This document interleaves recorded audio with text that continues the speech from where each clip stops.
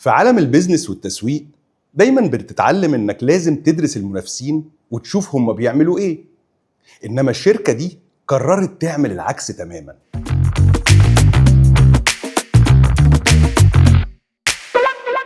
لو فكرت تدخل سوق مياه شرب، الطبيعي انك هتعمل زجاجة شفافة عليها صورة جبال، عليها صورة تلج، مزيكا هادية، سوق كله شبه بعضه.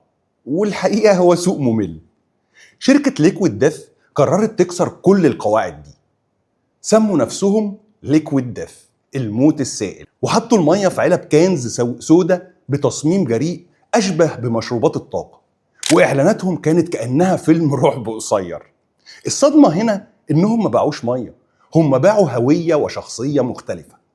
العميل ما بقاش بيشتري مية، العميل بقى بيشتري حاجة تعبر عن شخصيته ويصورها ستوري على السوشيال ميديا. الدرس اللي نطلع بيه إن في الأسواق الزحمة أخطر حاجة ممكن تعملها لبراندك إنك تحاول تبقى طبيعي وتعمل زي الباقيين.